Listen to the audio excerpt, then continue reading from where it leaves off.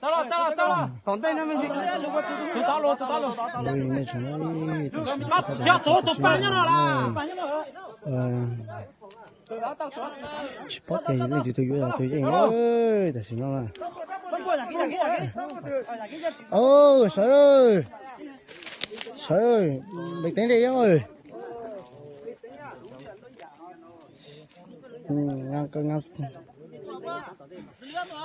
cơ xíu hả tụi nó mà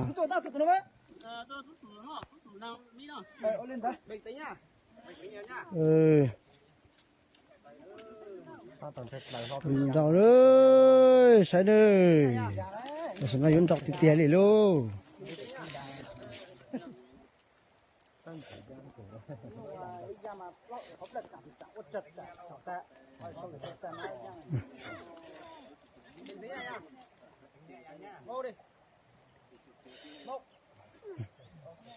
Gì vậy luôn, lo gì vậy luôn, ở tụi nó.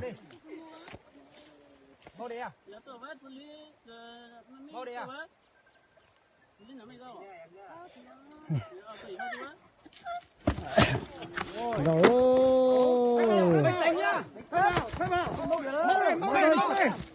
Móc đi. Rồi ơi.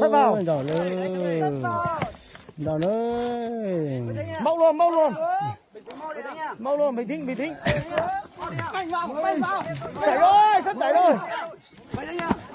Móc đây.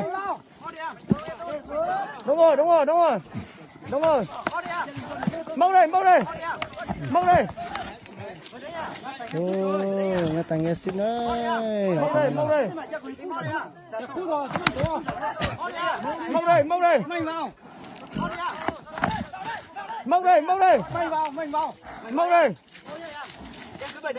Bình tĩnh vào. Bình tĩnh đi, cứ thoải mái đánh đi.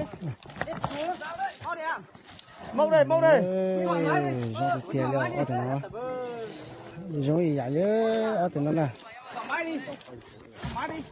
Móc đây. Em làm cũng tốt rồi nha ơi. Bình tĩnh vào em nhá. Nó có ý đó, ở tụi nó nè. Đánh tấp vào. Em xuống đánh tấp vào.